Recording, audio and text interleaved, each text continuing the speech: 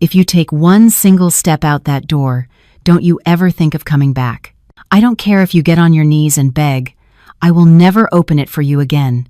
If I leave, who will prepare the Thanksgiving dinner? My cheek burned as if scorched by my mother-in-law's hand, but my heart was, strangely, calm. In that moment, I had a sudden realization. Every last dollar I had to buy, even a bag of groceries in this God-forsaken house, was money my own sick mother had secretly pressed into my hand. I looked at my belongings scattered on the floor. I didn't cry. I simply picked up my phone and, for 1 minute, did what I had to do.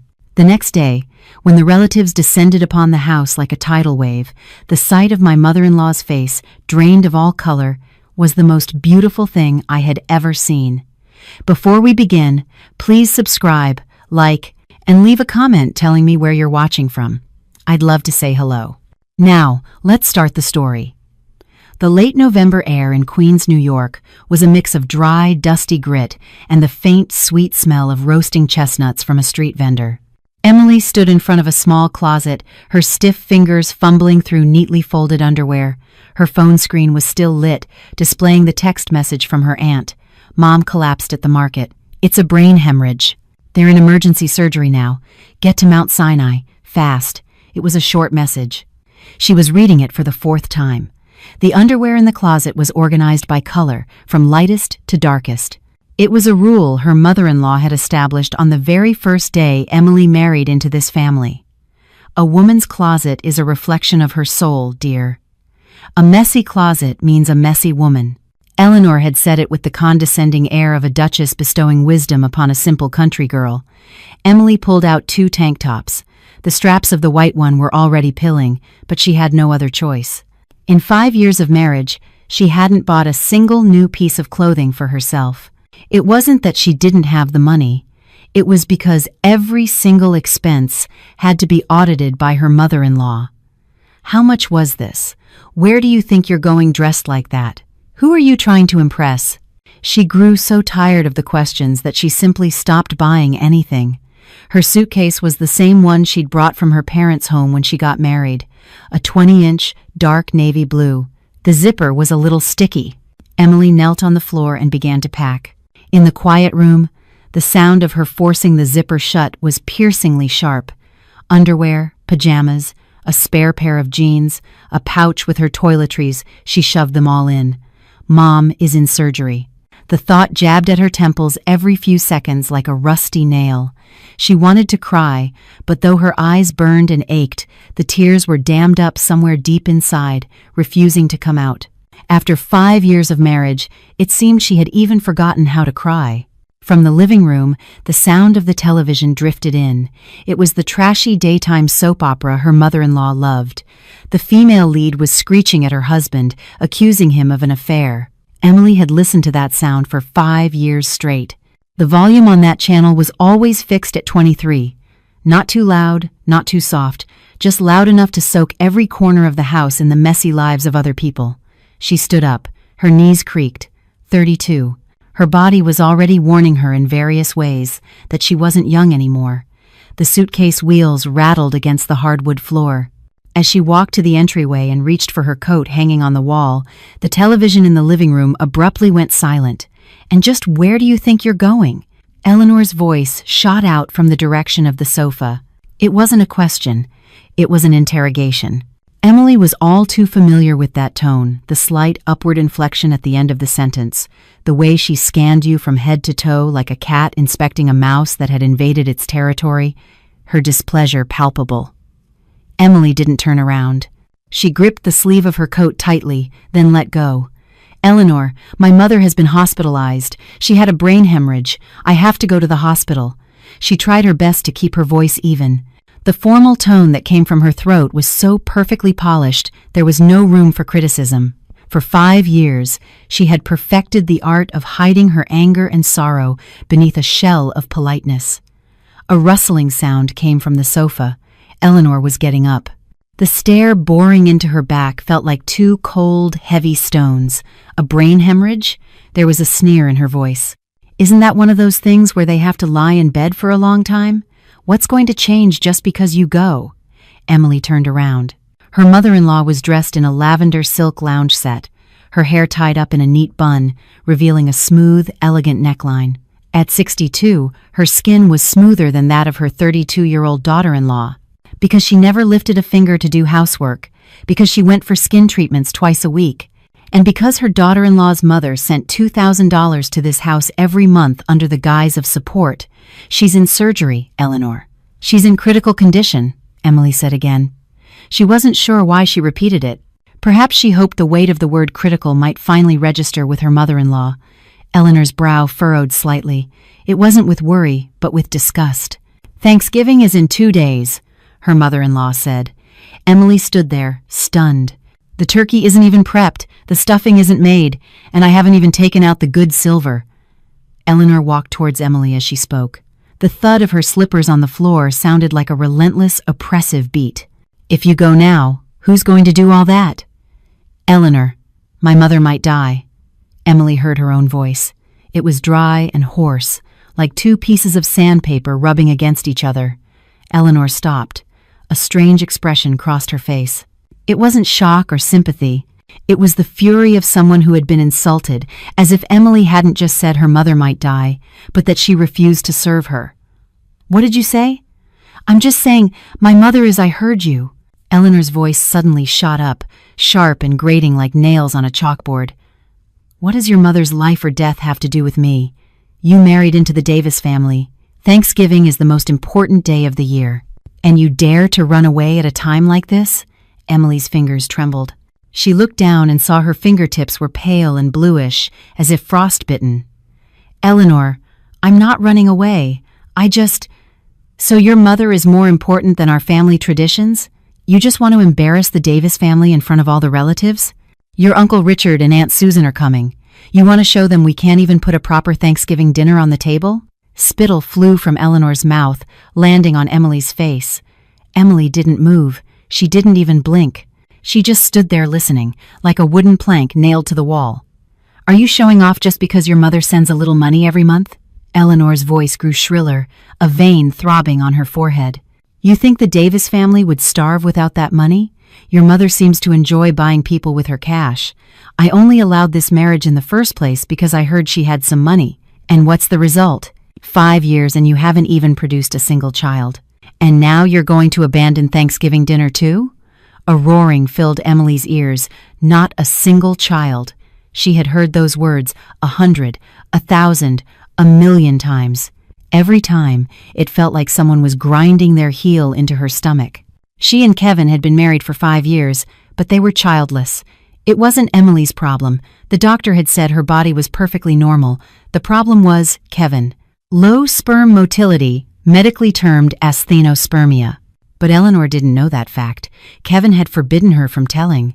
Are you trying to disappoint my mother? You want to let her know her only son is practically sterile? Kevin had asked, his tone cowardly and pathetic, as if he were the victim. And so, for the past 5 years, all the blame had fallen solely on Emily, a barren hen, trying to end the Davis family line. You're useless. Each and every one of those words was a dull blade, slicing at her heart again and again, until it was shredded to ribbons. But never quite enough to kill her. I'm not doing it on purpose, Eleanor. Emily realized she was speaking. Her voice was very small, as if coming from far away. I just want to see my mom's face. Just for a few days. I already ordered all the Thanksgiving catering. It's arriving tomorrow. Ordered? Eleanor scoffed. Do you think Thanksgiving is a takeout holiday? The turkey has to be roasted by hand. The pies have to be baked from scratch. You're going to serve our family legacy with store-bought food. Do you think your late father-in-law would rest in peace? This is disrespectful. It's a disgrace. It felt like a wad of cotton was lodged in Emily's throat. She wanted to open her mouth and say something, but no words came out. She wanted to say, your son is holed up in the bedroom playing video games right now, so why don't you call him disgraceful? She wanted to say, is your idea of devotion just standing over me, dictating and criticizing while I cook from 5 a.m. to 10 p.m.? She wanted to say, with the $2,000 my mother sends every month, how many spa treatments have you gotten? How many gold necklaces have you bought? And yet, is a simple, I hope your mother will be okay, too much to ask. But she said nothing. It had been 5 years. She was used to silence. Silence was the safest option. Silence didn't create bigger problems. Silence was the only shield she had in this house. I'm going to get Kevin. He needs to see this for himself. Eleanor turned toward the master bedroom. Let him see just how immature his wife is. Emily stood in place, watching her mother-in-law's back disappear down the hallway. She lowered her head and looked at her suitcase. A little dust had settled on the dark navy fabric. She reached out to wipe it off, but her fingers were trembling too violently to do it properly. The bedroom door opened. Kevin walked out. He was in his pajamas, his hair a mess, and his eyes held the particular fatigue of someone who had been staring at a screen for too long. At 35, a small paunch was already starting to form, and his jawline was blurring. He was still holding his smartphone, a mobile game running on the screen. The moment Emily saw him, she felt an indescribable emotion surge through her chest. It wasn't anger or disappointment. Those feelings had long since worn away over the past 5 years. It was numbness, a bone-deep numbness. "What's going on?" Kevin asked. His voice was laced with the annoyance of a cat whose nap had been disturbed. "Your wife is trying to run away right before Thanksgiving." Eleanor stood behind her son, her shrill voice rising again. "Just listen to what she's saying. She says she has to go see her mother because she's in the hospital. Can't she go see her any other time? Does she have to pick now of all times?" Kevin's eyebrows twitched. He looked at Emily. There was no worry or concern in his eyes, only a shallow calculation. The look of a man assessing how much of an inconvenience this situation would be for him. "Your mom's in the hospital? What's wrong with her?" "A brain hemorrhage." "She's in surgery." Emily's voice was flat. She didn't want to explain anymore. She just wanted to get out of this house, away from these two people, and go to the hospital, to her mother. Kevin sighed. "Look," he began, his tone suggesting this was difficult but unavoidable. "Mom isn't trying to stop you just for the sake of it. It's Thanksgiving. You know how it is. All the relatives are coming. If you leave now, she can't handle it all by herself. My mother might be dying," Emily repeated for the 3rd time. Kevin blinked, as if it took him a moment to process the words. "Don't get so worked up. Not everyone with a brain hemorrhage dies. Modern medicine is amazing. I'm sure she'll be fine." His voice was almost cheerful. "Besides, there's nothing you can do even if you go now. Wouldn't it be better to go after the holiday?" "I'll go with you then." Emily stared at him. She looked at the man she had once believed she would spend her entire life with. His lips kept moving, spitting out words like, "Just be patient. It's only for a few days. Just finish the cooking and then go," but not a single syllable registered in her ears. There was only a buzzing, like a swarm of bees inside her head. "Are you deaf?" Eleanor's voice suddenly erupted. "Your husband is talking to you!" Emily snapped back to reality.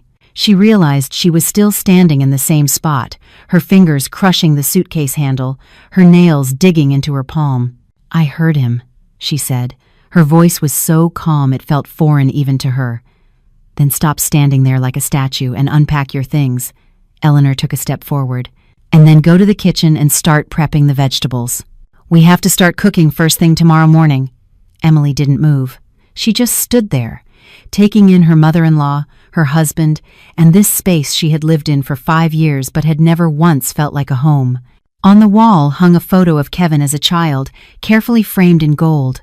Next to it was her in-law's wedding photo and a picture of her father-in-law, who had passed away 3 years ago, smiling gently. Next to that was a photo of Kevin holding his college diploma, with Eleanor standing proudly beside him. Her photo was not there, not a single one. Their wedding photo was stuffed deep inside a bedroom closet, buried between pillows and blankets, never having seen the light of day. "Did you not hear me?" Eleanor's voice pierced her eardrum like an awl. Emily moved. She pulled the suitcase closer to her body and reached again for her coat on the wall. "What do you think you're doing?" "I'm going to the hospital." "You," Eleanor's face contorted in an instant. Emily saw the rage burning in her eyes, the ugliness erupting through the carefully maintained facade. Before she could react, a foot shot out and kicked her suitcase. Thwack! The suitcase tumbled to the floor, the lid popping open and spilling its contents everywhere. A white tank top landed near the entryway, its pilled fabric seeming especially prominent. "Are you insane?" Eleanor shrieked. "Do you have no respect for this family at all?" Emily bent down to pick up her clothes. The moment her fingers touched the fabric of the tank top, a hand flew out and struck her across the cheek. Crack! The sound was sharp and clean, like a dry twig snapping in two. Emily's head was thrown back by the force, and the side of her face slammed into the corner of the shoe cabinet. A violent pain shot out from her cheekbone, and her vision flashed white. She felt something warm trickle from the corner of her mouth. It was blood. She slowly stood up and touched her lip. Her fingertips came away stained red. The living room suddenly fell silent. Eleanor stood frozen in the position she had been in when she slapped her, a mixture of shock and horror on her face, not from the guilt of striking her daughter-in-law, but from the potential trouble the sight of blood might cause. Kevin stood at the end of the hallway, still holding his phone, bathed in its pale, flickering light. His face was a complete blank, no anger, no pity. He didn't even seem to consider coming closer. He just stood there like a bystander, waiting for the commotion to end. Emily looked at him. She remembered what Kevin had said on their wedding day, holding her hand. "I'll protect you." His voice had been so soft, so full of conviction. Back then, she had truly believed him. She had thought she had finally found someone she could lean on. But it had been 5 years. Through countless arguments, insults, and her mother-in-law's tirades, he always wore that same expression. "Mom's just getting old. Just put up with it. You know, that's just how she is. Just be the bigger person." It was always the same lines, like an automated answering machine. Emily's eyes began to sting, but still, no tears fell. She bent down and picked up the scattered clothes one by one, stuffing them back into the suitcase. The white tank top, the folded pajamas, she shoved them in haphazardly and zipped it shut. The zipper was still sticky, and it made an unpleasant grinding noise. You're still going?" Eleanor's voice trembled. It was laced with anxiety. "You dare to go?" Emily stood up. One side of her face throbbed as if it were on fire, and the blood from her mouth had trickled down her chin, staining the collar of her shirt. She didn't wipe it away. She didn't check her reflection in a mirror. She picked up her suitcase and turned toward the door. "If you walk out that door right now, don't ever think of coming back." Eleanor's voice stabbed into the back of her head, sharp enough to tear the air. "Do you hear me? Don't come back." Emily's hand grasped the doorknob. The metal felt cold. It wasn't even winter yet in Queens, but the knob felt like a block of ice. Suddenly, she thought of her mother. Her mom was 67 this year. Her hair was already half gray, her back slightly stooped. Every time she came to visit her daughter in the city, she had to take a 4-hour bus ride and then transfer subways 3 times. And every time, her hands were full of bags. Homemade jam, vegetables from her garden, a special cut of beef from the local butcher. "This is for your in-laws, this is for Kevin, and this is your favorite," her mother would always say. And then she would secretly slip an envelope into Emily's pocket. "Don't let your in-laws see. This is pocket money for you. A woman needs to have a little something of her own, you know?" Emily tried to refuse every time, but her mother's eyes were so full of earnest concern that she could never bring herself to say no. It was only later that she learned her mother had been sending Eleanor $2,000 every single month. "It's not easy being a daughter-in-law. If I help them out a bit, maybe they'll treat you better," her mother had said. But did they treat her better? Not even once. If anything, that money became an excuse for her mother-in-law to work her more brazenly, a reason to disrespect her with even greater conviction. "Your mother likes to buy people with her money." That's what Eleanor had just said. Emily's fingers squeezed the doorknob until her knuckles turned white. She opened the door. The November air rushed in, carrying the smell of roasting chestnuts and the distant scent of fried chicken. The motion sensor light in the hallway flickered on. The pale light starkly illuminated the bruise on her cheekbone and the blood on her chin. "You dare!" Eleanor's voice was cut off behind her. Emily didn't look back. She pulled her suitcase and stepped into the elevator. She pressed the button for the first floor. As the doors slowly slid shut, they erased Eleanor's distorted face from her view. The elevator began its descent. Emily leaned against the wall and closed her eyes. Her face hurt, her heart hurt more. But strangely, a sense of liberation she had never felt before washed over her. It was as if a string that had been pulled taut for 5 long years had finally snapped. The hallways of Mount Sinai Hospital always smelled of antiseptic. Emily sat on a plastic chair outside the intensive care unit. In her hand was a cup of vending machine coffee that had long gone cold. The paper cup had a generic convenience store logo, and the coffee was the color of dishwater. She'd taken maybe 3 sips. Now she was debating whether to just throw the rest away. The clock on the wall read 2:17 a.m. It was already past 9 p.m. when she had arrived at the hospital. From her in-laws' house, she had taken 2 subways and walked for 20 minutes. One of the wheels on her suitcase was broken, and it made a grating noise the entire way. Her mother was already out of surgery. The surgeon was a man in his 50s with gold-rimmed glasses and a habit of speaking with his arms crossed. He rattled off a series of medical terms: extensive intracranial hemorrhage, decompressive craniectomy, post-operative observation, possibility of a persistent vegetative state. Each word landed on top of her head like a lead weight. "The most important thing now is to wait," the doctor said finally. "The next 48 hours are critical." Her aunt was beside her, sobbing as if she couldn't breathe. Emily didn't cry. She just stared through the glass window of the ICU at the person lying there, tubes connected to every part of her body. Her mother's head was wrapped in bandages, her face was ashen, and her lips were cracked and dry. The face that used to smile and say, "My daughter is the most beautiful girl in the world," was now as lifeless as a faded black and white photograph. Emily stood there for a long time. She couldn't bring herself to leave until a nurse came and told her that visiting hours were over. Now, she was sitting in the hallway, clutching a cold cup of coffee and staring blankly at a health poster on the opposite wall.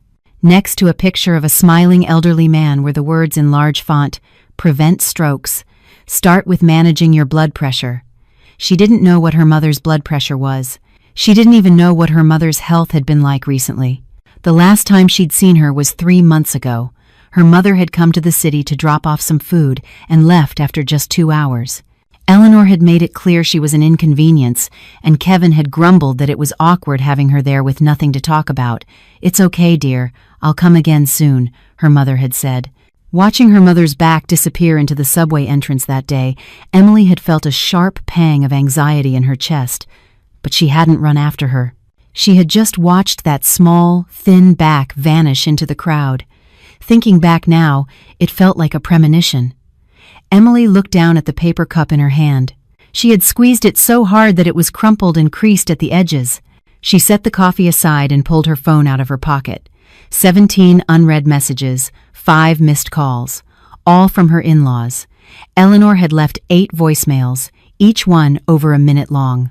Emily knew what they said without even listening. It wouldn't be concern for her mother's condition. It would be a barrage of questions. Why aren't you back yet? What about Thanksgiving? What are we supposed to do with the ingredients? What am I going to tell the relatives when they get here? Kevin had sent 3 text messages. The first, "Did you make it to the hospital?" The second, "Mom is furious. You need to come back and apologize." The third, "Hey, is that catering stuff really coming tomorrow? I checked, and there's no delivery confirmation text." Emily stared at that third message for a long time. The scene at the house flashed through her mind. Her mother-in-law kicking her suitcase, slapping her face, blood trickling from her mouth. Kevin standing 15 feet away in the hallway, holding his phone, doing nothing. Is that catering stuff really coming tomorrow? That was what he was worried about. Emily let out a small, mirthless laugh. It was a strange sound, silent, with only the corners of her mouth turning up, but her eyes were devoid of light. She opened the shopping app on her phone.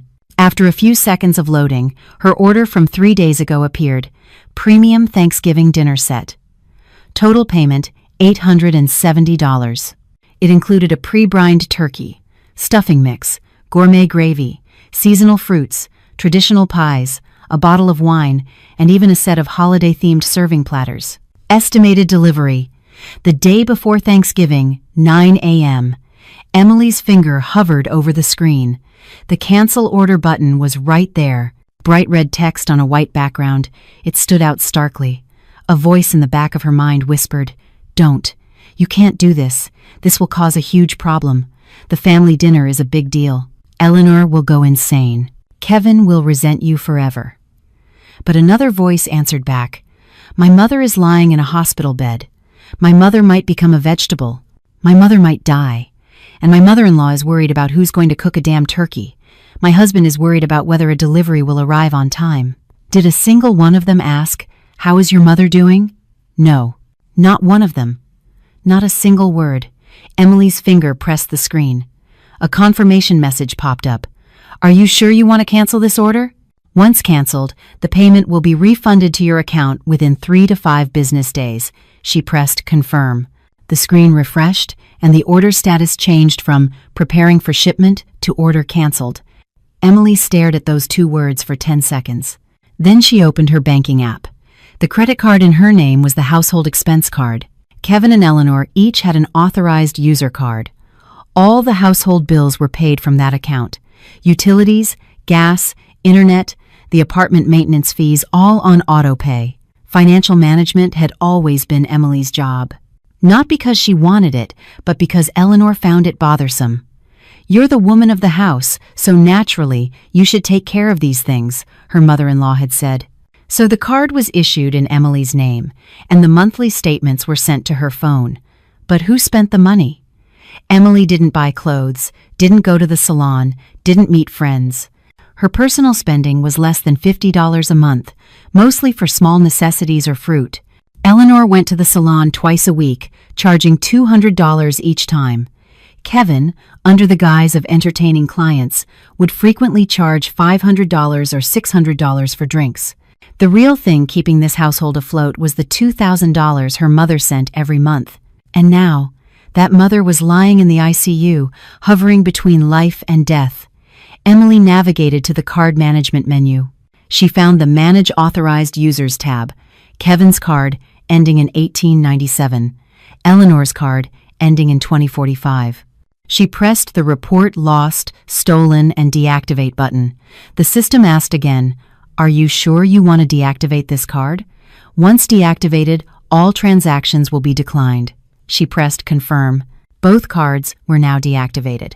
Next, she went into the auto payment settings for the electric bill, the gas bill, and the internet bill, and canceled them one by one. Each cancellation prompted a confirmation message. She pressed Confirm for every single one. Her finger was steady, her breathing calm, as if she were handling a perfectly routine task. Finally, she opened their family group chat. The chat name was Our Family. 3 members, Emily, Kevin, Eleanor. The profile picture was a family photo taken 3 years ago when her father-in-law was still alive. The 5 of them stood in a row, smiling, but the smiles were stiff like taxidermy. Emily typed a message. "Thanksgiving catering has been canceled. The credit cards and all automatic bill payments have also been stopped.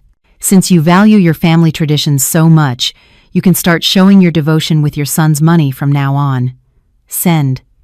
Then, she switched her phone to silent mode and shoved it into her pocket. At the end of the hall, a nurse pushed a cart by. The sound of the wheels echoed in the empty corridor. The smell of antiseptic seemed to grow stronger. Emily leaned back against the chair and closed her eyes. Her face was throbbing. A scab was forming on the cut by her lip, making the skin feel tight. But it didn't matter. She just wanted to rest for a moment. Tomorrow, she had to discuss the treatment plan with the doctor. She had to contact her mother's workplace to arrange for medical leave. She had to go to her mother's apartment to find her insurance card and other documents. There was a mountain of things to do. But at least she didn't have to think about cooking that goddamn Thanksgiving dinner anymore. On Thanksgiving morning, a light drizzle fell over Queens. Eleanor had been on edge since 4 a.m. She couldn't sleep, checking her phone every 30 minutes. But the shopping app screen displayed only a single line of gray text. "Your order has been canceled." She couldn't believe it. It had to be a system error, she thought. She called the customer service center. After 20 minutes of navigating an automated voice menu, she finally connected with an agent. "Ma'am, the order placed by Emily Davis was officially canceled on November 21st at 11:47 p.m. The refund is being processed to her account. Is there anything else I can help you with?" The agent's voice was polite and robotic. Eleanor hung up the phone, her hands shaking. "She really did it," she muttered. "That crazy bitch. How could she? How could she do this to me?" Kevin emerged from the bedroom, dark circles under his eyes. He hadn't slept well either. Emily's last message had been eating away at his nerves like a ticking time bomb. "Mom, what do we do?" he asked, his voice filled with panic. He looked like a child who had done something wrong and was waiting for his mother's punishment. Eleanor whipped her head around to glare at her son. "What do we do? You're asking me? You can't even control your own wife, and now you're asking me what to do?" Kevin flinched. "I tried calling her. She's not picking up. Then keep calling until she does. And when she answers, you tell her to reinstate that order immediately, right now. But the agent said it's already been canceled and refunded. Then tell her to order it again." Eleanor's scream tore through the living room. "It's 8 o'clock. The relatives will be here by 9. What are we going to serve them? Should I just stand at the door empty-handed and bow and say, 'I'm sorry'?" Kevin lowered his head, swiping aimlessly at his phone screen. He opened a food delivery app, trying to find some last-minute Thanksgiving catering. But it was a holiday. Most places were closed. The few that were open showed an estimated delivery time of 2 p.m. 2 p.m., he mumbled. "That's so late." "Late? If it's late, then go out and buy it. Go to the supermarket and buy it. Go to a market, anywhere." Eleanor grabbed a throw pillow from the sofa and hurled it at him. "Are you a corpse? Why are you just standing there?" The pillow hit Kevin in the shoulder, and he stumbled. His face turned beet red with a mixture of shame and anger. "The supermarkets aren't even open yet. I have to wait until they open. Besides, I have a tea time with a client today." Eleanor froze. The look in her eyes as she stared at her son could have started a fire. "What did you say?" Realizing his mistake, Kevin quickly backtracked. "No, I can cancel it. I'll cancel it right now." Before Eleanor could unleash another tirade, the doorbell rang. Ding dong. The sound cut sharply through the quiet living room. Eleanor and Kevin looked at each other. The same terror was reflected in both their eyes. The doorbell rang again. Ding dong, who is it? Kevin's voice trembled. Eleanor took a deep breath, smoothing her hair and clothes. She erased the demonic expression from her face and put on the mask of a benevolent matriarch, curving her lips into a smile and softening her eyes. She walked to the front door and opened it. 3 people stood outside. In the front was a man in his late 70s, dressed in a sharp tweed blazer. His hair was white, and the wrinkles on his face were as deep as if they'd been carved with a knife. This was the patriarch of the Davis family, Uncle Richard. He was the most senior and respected member of the family, and his word was law. Behind him stood his wife and their eldest son. "Richard!" Eleanor chirped, her voice dripping with false sweetness. "You're here already. Welcome, welcome. Please, come in." Uncle Richard entered without changing his expression. His gaze swept across the living room, as sharp as a razor blade. The room was empty. There was no dining table set, no smell of cooking food, no pies, no decorations. There wasn't even a tray of simple refreshments for the guests. "Where is the dinner table?" His voice was low and commanding. Eleanor's smile froze on her face as if it had been glued there. "Oh, well, Richard, we're just getting it ready." "Getting it ready?" Uncle Richard's eyebrow twitched. "Dinner is at 10. It's 8:20 now. I asked you where the table is." Eleanor's mouth opened and closed, but no sound came out. Her mind went completely blank. She needed an excuse, but her brain felt like it had shut down. She just stood there, gaping like a fish out of water. "Uncle Richard," Kevin scurried out from the living room, trying to salvage the situation. "It's, my wife. Her mother is in the hospital, so she had to go to her parents'. She's usually in charge of the food, so? Uncle Richard cut him off. "If she's not here, do you not have hands? Do you not have feet? Is she the only person in this house?" Kevin's face flushed a deep porcine red. We were just... I'm asking you." Uncle Richard took a step forward, cornering Kevin. "Where is the food for our family dinner?" It was canceled. Emily. She canceled it." Uncle Richard's eyes grew cold as ice. He slowly turned his head to look at Eleanor. "What kind of lesson have you been teaching your daughter-in-law?" Eleanor's face turned as white as a sheet. "Richard, it's that Emily. I don't want to hear your excuses." Uncle Richard's voice dropped like a cold stone. "This dinner is about honoring our family. It's the one day a year we all come together. And this is the state of the head of the Davis family household? This is a disgrace." Eleanor's lips trembled. She wanted to blame Emily, but under Uncle Richard's steely gaze, she couldn't even move her mouth. "Richard, and another thing," Uncle Richard continued. "Why is this house so dark? Why are the lights off?" Eleanor paused. She reached out and flipped the wall switch. Click. Nothing happened. She flipped it again. Click. Still dark. "What are you doing?" Irritation began to creep into Uncle Richard's voice. Eleanor's heart plummeted. She ran to the kitchen and pulled open the refrigerator door. The light inside was off. There was no humming sound from the motor. Ice in the freezer was melting, dripping water onto the floor. She checked the television, the microwave, the air conditioner. All of them were dead. It was a power outage. No, not just an outage. The power had been cut off. "Mom!" Kevin's frantic voice came from the living room. "It was Emily. That woman canceled the auto payment for the electric bill. It was cut off for non-payment." Eleanor stood in the middle of the kitchen, a cold chill running down her spine.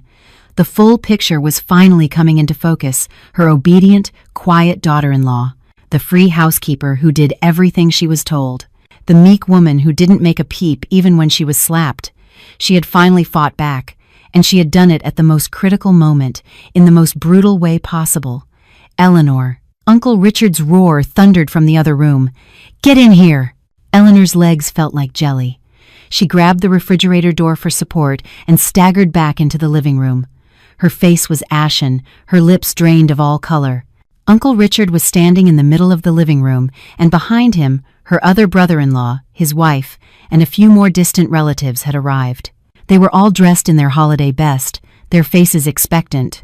But now, that expectation was turning into contempt and ridicule. "Is this the Davis family Thanksgiving?" Uncle Richard asked, his voice like ice, gesturing to the empty room. "No table, no food, and the power is out.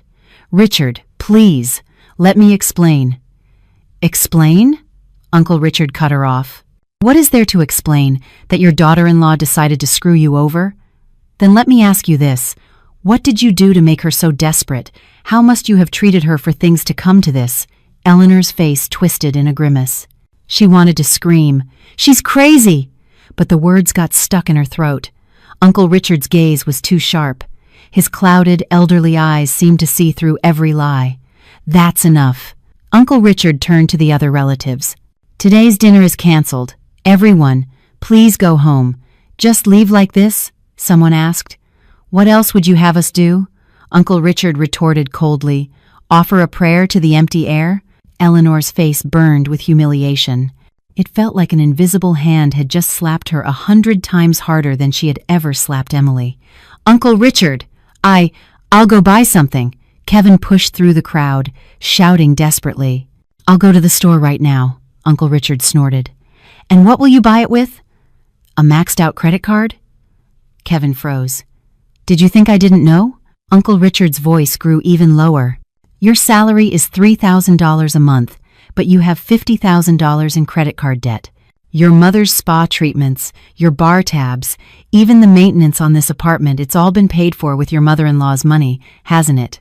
And now that your wife's mother is lying in a hospital bed and the money has been cut off, you don't even have enough cash to buy a Thanksgiving turkey, do you?"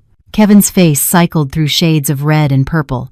He had never dreamed that Uncle Richard knew the details of his financial situation so intimately. The pathetic reality he had tried so hard to hide, the incompetence he refused to admit, was now laid bare for everyone to see. Enough. Uncle Richard held up a hand. "I will inform the rest of the family about what happened today. From now on, I will be in charge of our family gatherings. You two are no longer welcome." With that, the old man turned and walked out the front door without a backward glance. The other relatives, after a moment of hesitation, followed him out like a receding tide. There were whispers, clicks of the tongue, and someone even took out a phone to sneak a picture. Eleanor stood in the middle of the living room, watching them disappear one by one. She tried to open her mouth, but her throat was so tight that not even a croak came out. As the last person left, they turned and gave Eleanor one final look. It wasn't pity in their eyes. It was a strange sort of satisfaction, a look that said, "You finally got what you deserved." The cold gaze of someone witnessing karma in action. Click, the front door shut.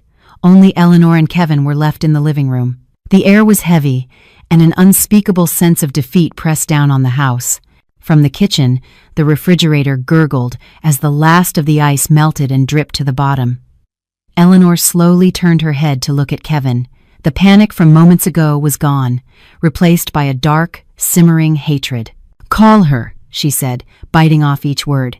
"Tell that bitch to get back here. Now." With a trembling hand, Kevin pulled out his phone and dialed Emily's number. A mechanical voice filled the empty, mocking silence of the living room. "The number you have dialed is not in service. Please check the number and try again." Emily's phone remained off. She was sitting on a chair in the hospital corridor, staring at the ICU window. The scene behind the glass seemed to shimmer slightly. Her eyes were dry from being awake all night. Her mother hadn't woken up yet. The doctor said this was common. After a hemorrhage surgery, a patient could remain unconscious for days, sometimes even weeks, but Emily still got up every 10 minutes to check. Her mother lay in bed, surrounded by a forest of tubes and machines. Her complexion was still gray, her eyes were shut tight, and only the mechanical ventilator rose and fell with a steady rhythm. Emily gently placed her palm against the cold glass. The glass was cool to the touch. The chill of autumn was already seeping into the city. Suddenly, she remembered her childhood, the days she would walk to the market holding her mother's hand.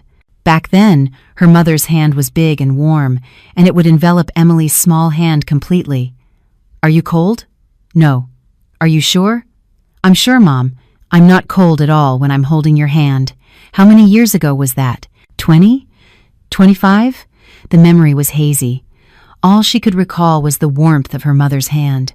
But the hand lying on the hospital bed now was thin and dry, an IV needle stuck in the back of it, blue veins standing out against the pale skin. The slackened skin could no longer hold Emily's hand.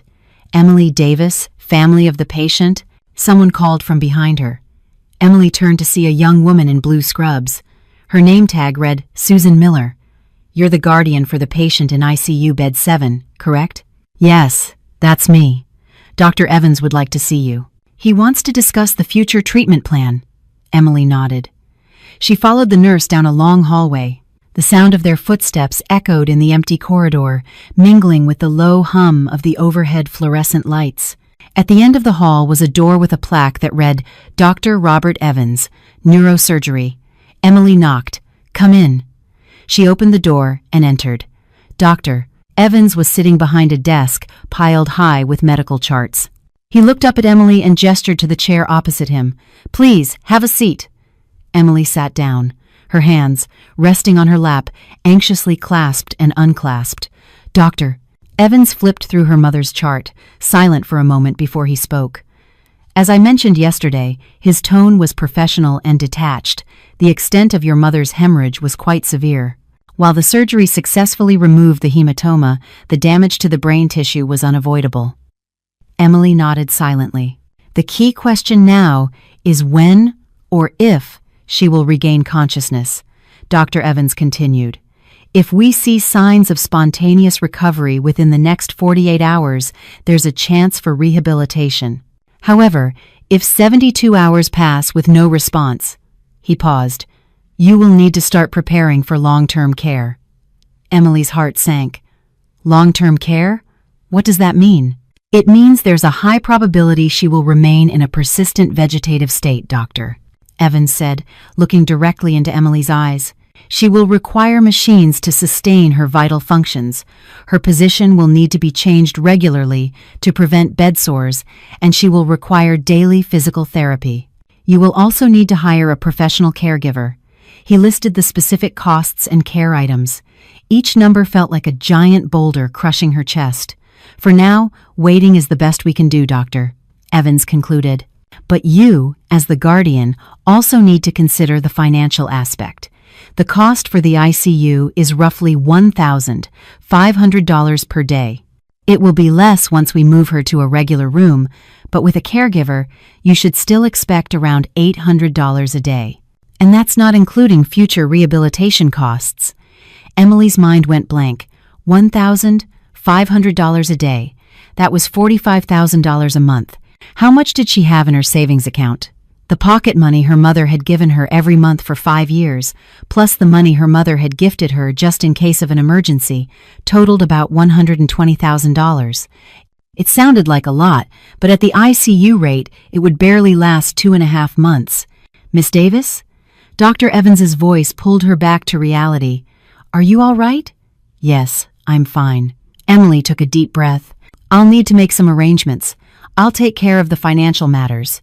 Very well. If you have any questions, you can always ask the nurses at the station.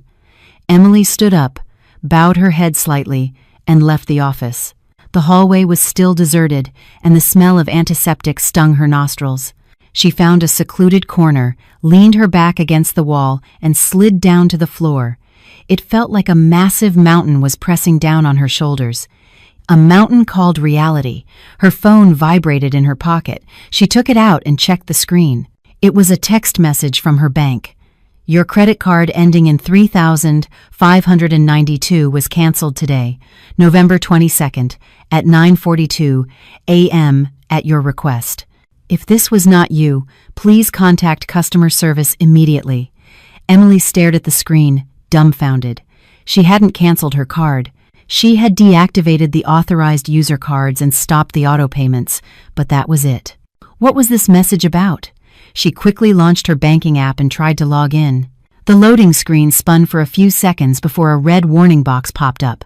Your accounts have been temporarily frozen due to a report of suspicious activity. Please visit your nearest branch with a valid ID for verification.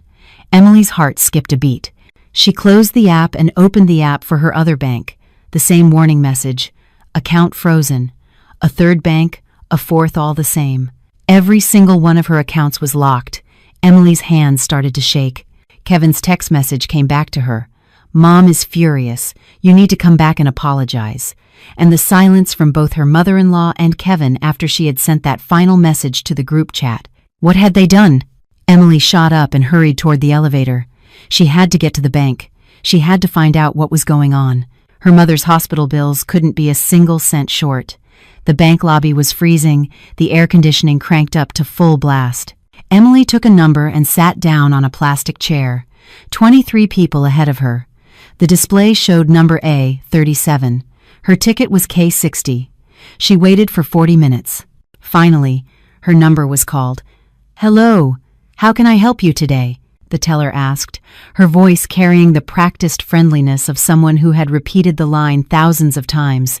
My accounts have been frozen, Emily said, sliding her ID and a bank book across the counter. I'd like to know why. The teller took the ID and typed a few things into her keyboard. Her expression suddenly hardened. Miss Emily Davis? Yes, that's me. Could you please wait just a moment? The teller stood up and disappeared into an office behind her. A few moments later, she returned with a middle-aged man in a suit. His name tag read, Mark Taylor, Branch Manager. Miss Davis, would you please follow me to the conference room? Emily followed him into a small room with a round table and a few chairs. A bank poster with a smiling model hung on the wall. Please, have a seat. Emily sat down. Mr. Taylor sat opposite her, his face a mask of professional solemnity. Miss Davis, regarding the reason your accounts were frozen, a report was filed by a member of your family. A report? Emily asked. Yes. Your husband, Mr. Kevin Davis, filed a police report this morning. He claims that you fraudulently used his credit card and intentionally canceled household utility payments, causing a power and water outage, which resulted in significant financial loss and emotional distress. Emily's mind went completely white. Fraud? Her voice trembled. That card is in my name. It's my card. He was just an authorized user. We have confirmed that part, Mr. Taylor nodded. However, Mr.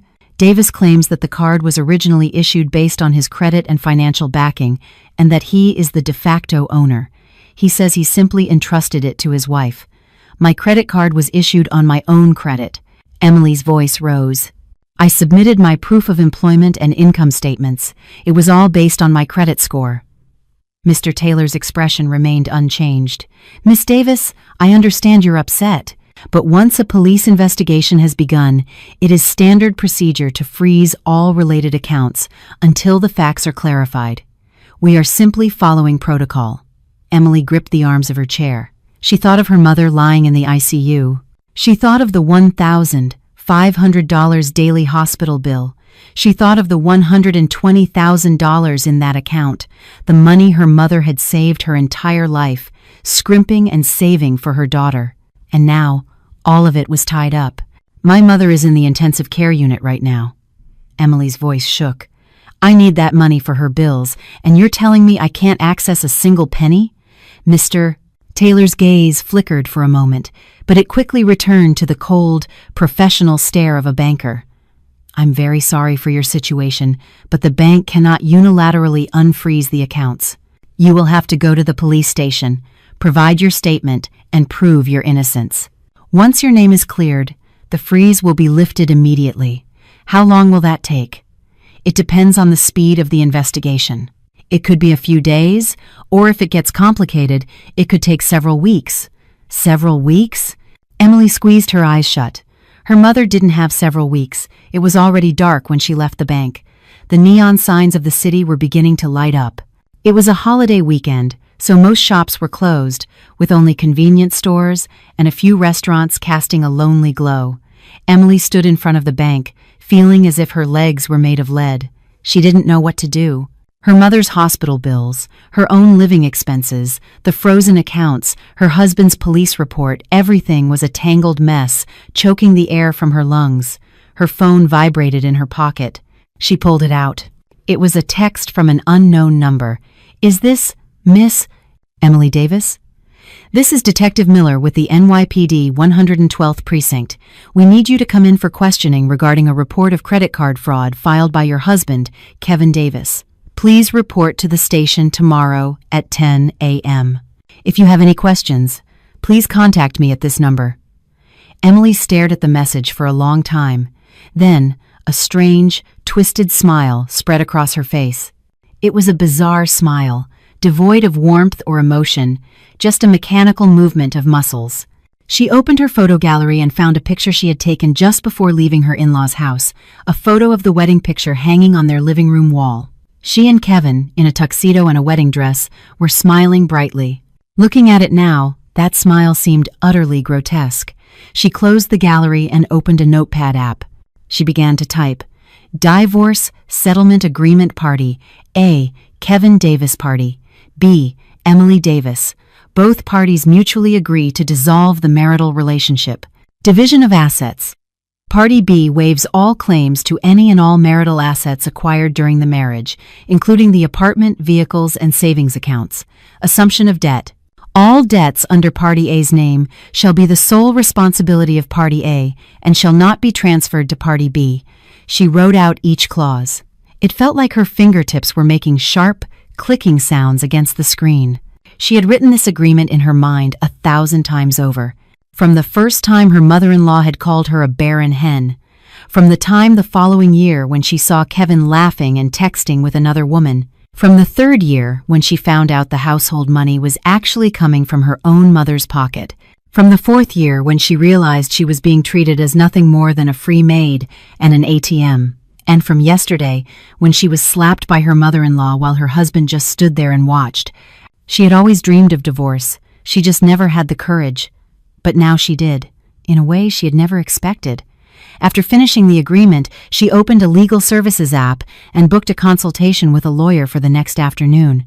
After doing this, the tightness in her chest seemed to ease a little. Her phone buzzed again. It was a message on a messaging app. The sender was Sarah, a woman from Kevin's office she had met once at a company picnic. Emily, I don't know if I should be saying this, but I think you should know. Kevin and our manager, Miss Roberts. I don't think they're just colleagues. I saw them sharing a room on a business trip last month. Emily read the message without any change in her expression. She already knew. Kevin never even bothered to lock his phone, and she had seen their disgusting conversations more than once. She had just pretended not to know, because her mother-in-law had said, "Men need to blow off steam sometimes. As long as he comes home at night, that's all that matters." Because Kevin had said, "Don't misunderstand. We're just close because of work." Because she had hypnotized herself. Just endure it, for the sake of the family. If I just endure it, it will all pass. But what had she gained by enduring? A family that wouldn't even let her go to the hospital when her mother collapsed at a market. A husband who froze her bank accounts so she couldn't even pay for her mother's surgery. A reality where she was being investigated by the police as a credit card thief. She had endured for 5 years. And this was her reward. Emily put her phone in her pocket and started walking toward the subway station. She had to get back to the hospital. Her mother was waiting. The next morning, 10 a.m., at the NYPD 112th Precinct. Emily sat in a chair in an interrogation room. Across from her sat Detective Miller, a man in his mid-30s. He was dressed in plain clothes and had an unremarkable face. On his desk were a pile of documents and a paper cup of coffee. "Miss Davis, could you please recount for me again the circumstances under which this credit card was issued? I applied for it in March of 2019 at Chase Bank. At the time, I was working in the accounting department of a trading company, and my monthly salary was $2,800. I provided my proof of employment and income, and the card was issued in my name, based on my credit. Later, I added my husband and mother-in-law as authorized users." Detective Miller nodded, writing something down on a form. "So why did you suddenly deactivate their cards and cancel the automatic payments?" Emily looked the detective straight in the eye. "Because my mother-in-law tried to stop me from going to see my dying mother. Because while my mother was on the verge of death, the man who calls himself my husband was only worried about whether his Thanksgiving catering would arrive on time. Because while my mother-in-law was slapping me across the face, my husband just stood there and watched." Her voice was calm, almost detached, as if she were telling someone else's story. Detective Miller's pen stopped. "Your mother-in-law assaulted you?" "Yes." Emily pointed to her cheek. "Right here, the night before last. The bruise has faded a bit, but you can still see the mark." The detective leaned forward to get a closer look. On her cheekbone, there was a faint, purplish bruise and a clear, scabbed-over cut near the corner of her mouth. "Did you file a report?" "No." "At the time, all I could think about was getting to the hospital to see my mother." Detective Miller was silent for a moment. "Miss Davis," his tone softened considerably, "your husband has accused you of credit card fraud. However, our check with the bank confirms that the card is unequivocally in your name and you have full authority over it. Legally speaking, deactivating authorized user cards or canceling automatic payments does not constitute a crime." Emily nodded. "However," the detective continued, "your husband is also claiming that you acted out of malice to intentionally cause a power outage, ruined the family's Thanksgiving, and publicly humiliated them in front of relatives. He is demanding compensation for emotional distress." At the phrase emotional distress, Emily let out a short, bitter laugh. It was so absurd. "Emotional distress?" she repeated. "My mother is in the ICU fighting for her life. Those people physically stopped me from going to the hospital and even assaulted me. And now they're demanding I compensate them for emotional distress?" Detective Miller looked uncomfortable. "I understand how you feel. But since the complainant has made this claim, it has to be noted in the report. Of course, whether it holds up is for a court to decide." Emily took a deep breath. "Then I'd like to file a complaint as well." "A complaint?" "Yes. I'm pressing charges for domestic assault. My mother-in-law hit me, and my husband stood by and did nothing.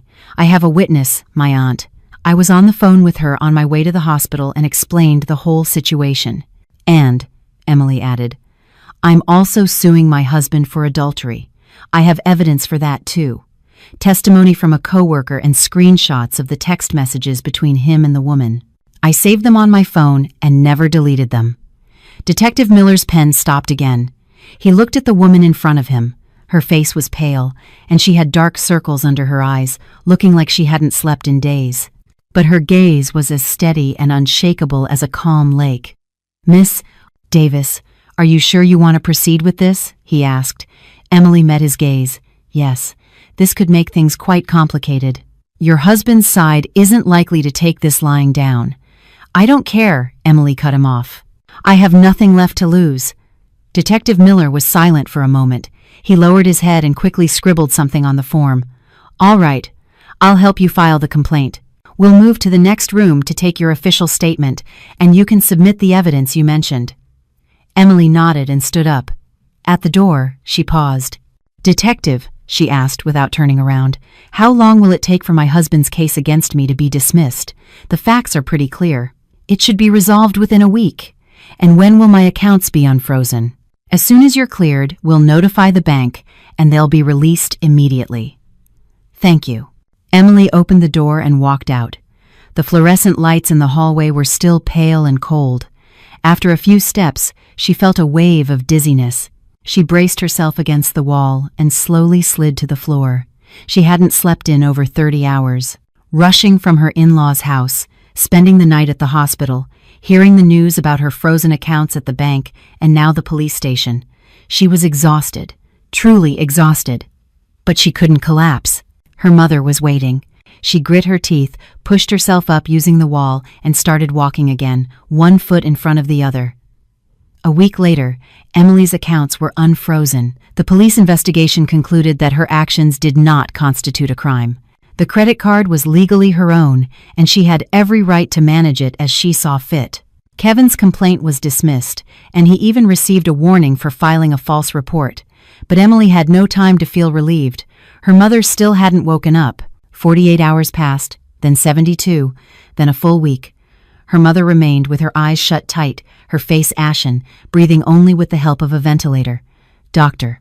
Evans confirmed that she was now considered to be in a persistent vegetative state. Her brainstem is functional, so she can breathe on her own, but the damage to her cerebral cortex is too severe. The chances of her regaining consciousness are slim. The doctor's voice was flat.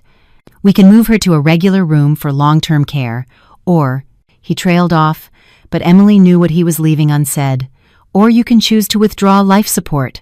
Emily stood in front of the ICU window, looking at her mother. Her mother's head had been shaved for the surgery, and a long surgical scar snaked across her scalp like a centipede. She had lost so much weight that her cheekbones protruded sharply, and her eyelids were sunken. "Is this really my mother?" The mother who used to haggle over a few cents for a bundle of spinach at the market. The mother who would show up with bags full of food every time she visited. The mother who would secretly slip a wad of cash into her daughter's pocket.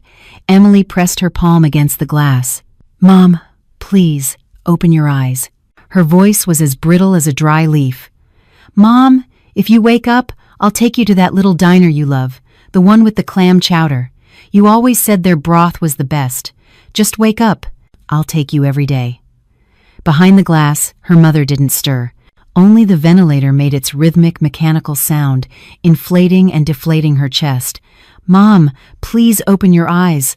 I'm getting a divorce now. You always said you didn't like that family, that I was suffering too much. I listened to you, Mom. I'm getting out. So please, wake up. We can live together, just the two of us, please." Still no response. Emily's eyes began to burn. As if a dam that had held for years had finally burst, tears streamed down her face. "Mom." Her throat was so tight she couldn't speak. She sank to the floor, buried her face in her hands, and sobbed. It was a cry she had held back for 5 long years. Forgetting all dignity, she wailed like a wounded animal. People walking down the hall glanced at her, but she didn't care.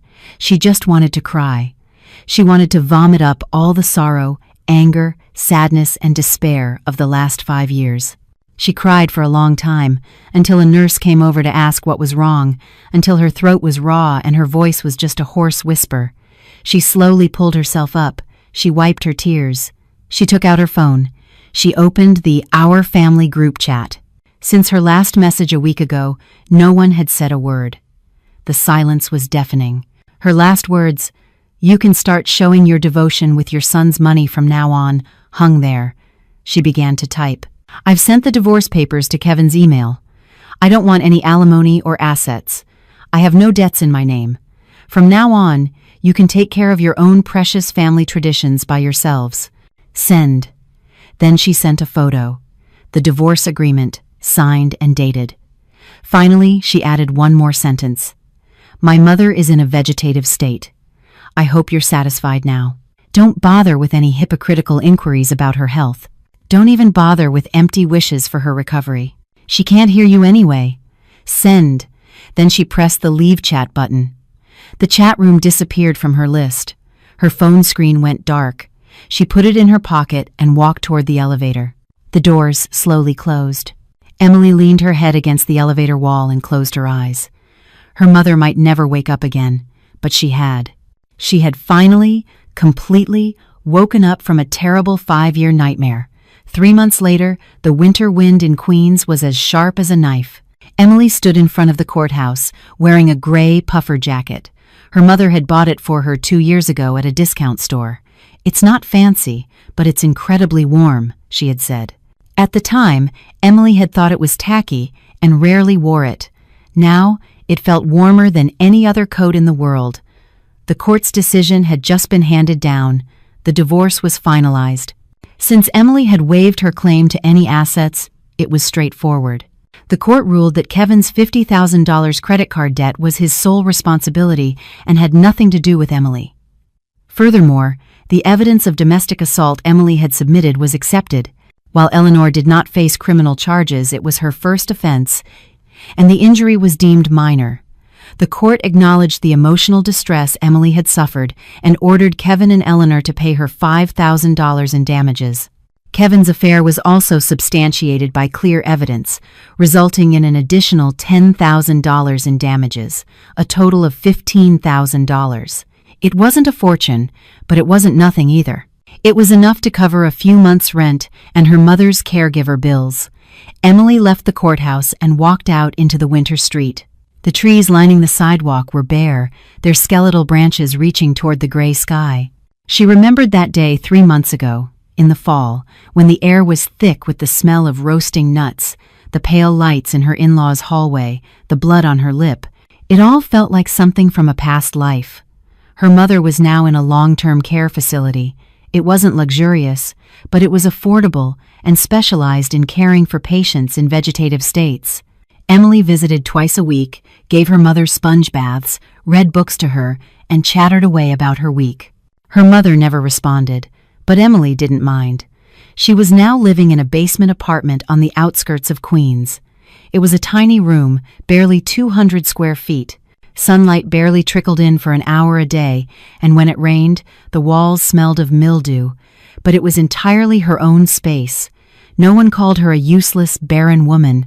No one slapped her for wanting to go see her sick mother. No one sat idly by playing games on their phone while she fell apart. It was freedom. And though the price had been steep, her mother was in a vegetative state. She was a divorcee, and her bank account was dwindling. She felt she could breathe more easily now than at any point in the last 5 years. Emily swiped her Metro card at the turnstile. The subway car was crowded. She grabbed a handrail and stood. The train rattled, and the darkness of the tunnel flashed past the window. She looked down at her phone. She had long since left the family group chat, blocked Kevin's number, and blocked Eleanor's number too. But today, a text had come through from an unknown number. Miss Davis, this is the legal representative for the Davis family. Mr. Kevin Davis would like to request a private mediation regarding some post-divorce matters. Emily skimmed the message and immediately hit delete. She wanted nothing more to do with those people. The subway stopped. She climbed the stairs and walked out into the cold winter air. A thin layer of snow covered the entrance to her basement apartment. She unlocked the door and stepped into her small, dark, but personal sanctuary. She took off her jacket, boiled some water, and made a cup of instant coffee, black, no sugar. She took the mug and stood by the window. The window was at ground level, so she could only see the feet of people passing by outside. Dress shoes, sneakers, high heels, winter boots. Countless feet hurried past. Emily looked at the feet and let out a small laugh, not a bitter laugh or a scornful one, just a light, simple laugh. She thought back to her life with her in-laws. Waking up at 5 a.m. to prepare breakfast, only getting to eat after her mother-in-law and husband had finished. Dishes, cleaning, laundry, ironing, organizing the refrigerator. Her workday usually ended around 10 p.m. Back then, she thought she would live like that forever. Trapped in that house, in the prison of being a daughter-in-law, brainwashed into believing she had to protect the family until she grew old and died. But now, she was free. Even though she was drinking instant coffee in a basement apartment, she could sleep in if she wanted, eat what she wanted, watch a movie at 2 a.m., and spend the entire weekend in bed without anyone saying a word. This was freedom. This was the taste of the air she had so desperately craved for the last 5 years. Emily put down her coffee mug and picked up her phone. She opened a job search app. She needed to find work. She had to pay her mother's bills, pay her rent, and most importantly, she had to live. She typed accountant, Queens, full-time into the search bar and hit enter. A long list of job postings appeared on the screen. She began to read through them, one by one, carefully. Outside, the snow was starting to fall heavily. The footsteps of the people outside quickened. Emily didn't look up. She just sat there quietly, focused on designing her future on the small screen of her phone. Thanksgiving came around again. Emily walked down the hallway of the nursing home, carrying 2 bags of fruit and a box of pastries. The hallway still had that strange, mingled scent of antiseptic and old age. She knocked on the door to her mother's room. "Come in," a caregiver's voice called out. Emily opened the door. Her mother was still lying in bed. A year had passed, but her condition was unchanged. The closed eyes, the feeding tube, the expressionless face. But Emily was used to it now. She placed the fruit and pastries on the bedside table and sat down in the chair next to the bed. "Hi, Mom. It's me." She took her mother's hand. It was thin and bony, but still warm. "Mom, it's Thanksgiving today. I brought you your favorite pumpkin pie. The caregiver said you can't eat it, but I thought you could at least smell it." She opened the box and held a small slice of pie near her mother's nose. The sweet, spicy scent of cinnamon filled the air. "Mom, I'm doing okay these days. I got a job. It's in the accounting department of a trading company. The pay isn't great, but it's a good place to work. The people are nice, and no one tells me what to do." She paused for a moment, then continued, "And Mom, I made a friend. She's a temp at the office. Her name is Sarah. She's 5 years younger than me, but she's so bright and laughs all the time. She says, I live too quietly and is always trying to drag me out for drinks, or to the movies, or to go on a blind date. It's crazy." Emily chuckled. "I haven't gone on any dates. I told Sarah it's only been a year since my divorce, and I'm not ready to meet anyone yet. She said that's fine. She'll wait for me." She looked at her mother's face. "I think you'd really like Sarah if you woke up. She grew up in a single-parent home too, so she's always saying how jealous she is that I have a mom." Just then, her mother's eyelid twitched. Emily froze. She held her breath and stared intently at her mother's face. A few seconds passed, but there was no further movement. "I must have imagined it." Emily let out a small sigh. She leaned back in her chair and closed her eyes. The room was quiet, with only the rhythmic hiss of the life support machine. "I'm not giving up, Mom," she whispered, as if to herself. "No matter how long it takes, I'll keep coming." That night, Emily had a dream that her mother woke up. Her mother sat up in bed, smiling brightly, and said, "My dear, I'm craving some clam chowder." Emily cried and replied, "Okay, let's go. I'll buy you some." The two of them left the hospital and walked down a sun-drenched street. The sidewalks were lined with trees, and golden autumn leaves rained down like light. Her mother held her hand tightly, just like when she was a child. "Are you cold?" "No." "Are you sure?" "I'm sure, Mom." "I'm not cold at all when I'm holding your hand." When she woke up, her pillow was damp with tears. Emily stared up at the dark ceiling of her basement apartment for a long time. It was still before dawn. She got up, washed her face, brushed her teeth, and put on the gray puffer jacket. It was a weekday. She had to go to work. Life had to go on. 5 years later, Emily was a manager at that trading company. She even had her own small office with a south-facing window. It was a place filled with sunlight. She had moved out of the basement apartment and into a proper one. It was a small one-bedroom, but when she opened the window, she could see the sky. Her mother still hadn't woken up, but the doctor said her vital signs were very stable, and she would likely hold on for a long time. Emily still visited her twice a week. She didn't read the newspaper to her anymore. The world's news was too depressing. Instead, she started reading novels. Light, warm stories with happy endings. "Mom, this is the last chapter of the book. The main characters finally got together.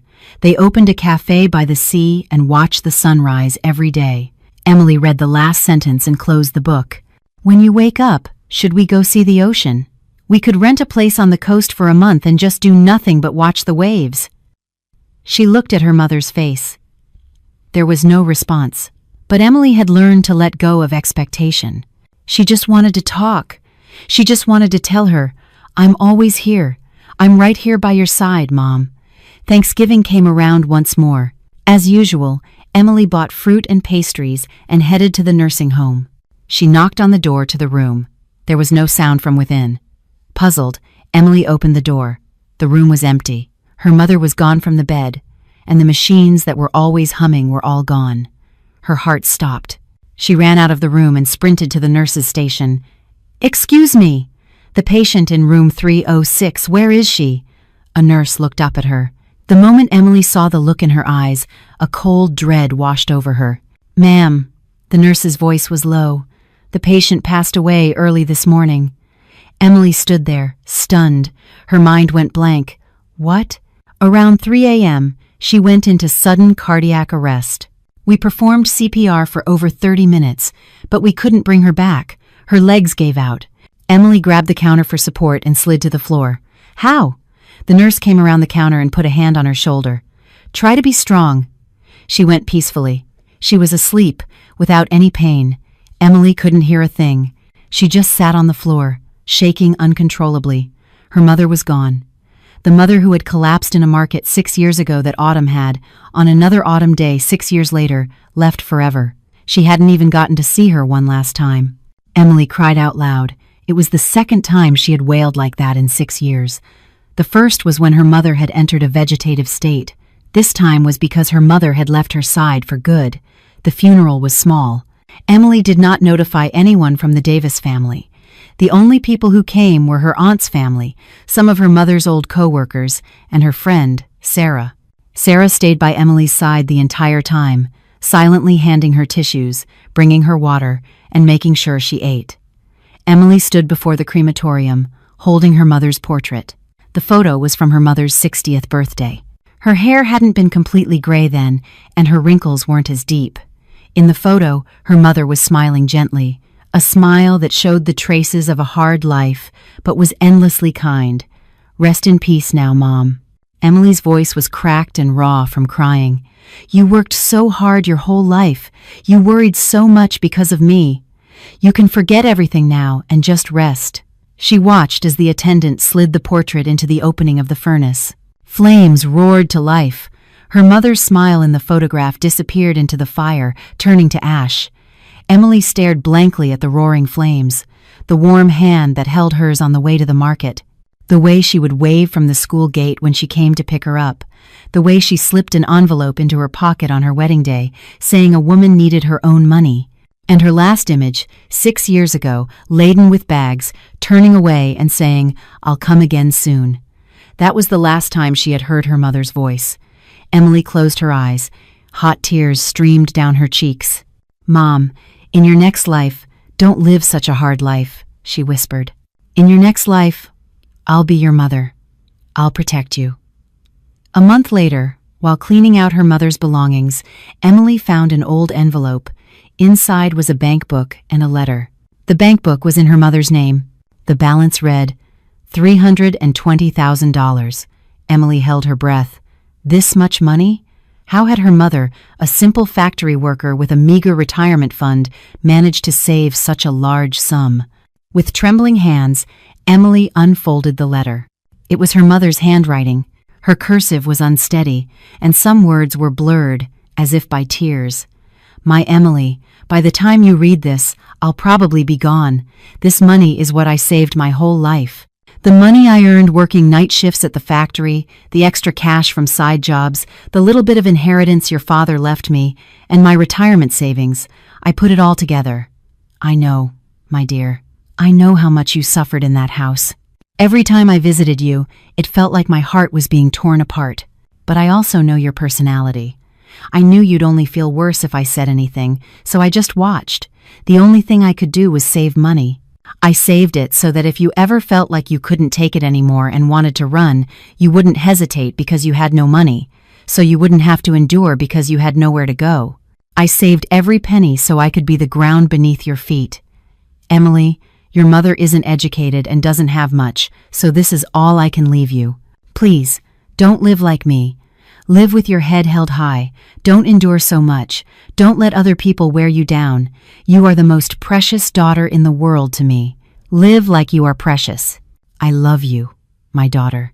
By the time Emily finished reading, her hands were shaking like a leaf. Teardrops fell onto the page, smudging the ink. She clutched the letter to her chest and curled up on the floor. A gut-wrenching sob escaped her. Her mother had known everything. That she was being treated like a maid. That she was bottling everything up and getting sick inside. That one day she would reach her breaking point and collapse. And so, her mother had quietly saved money to build a foundation for her daughter to stand on when she finally escaped. She had spent her whole life preparing for it. Emily cried for a long, long time until her voice gave out. Then, she slowly got up and walked to the window. Outside, the lights of the city spread out before her. Countless lights twinkled like stars, and the headlights of cars flowed like a river. She took out her phone and checked the date. October 17th. It was her mother's birthday. "Happy birthday, Mom," she whispered softly. "Thank you, Mom,"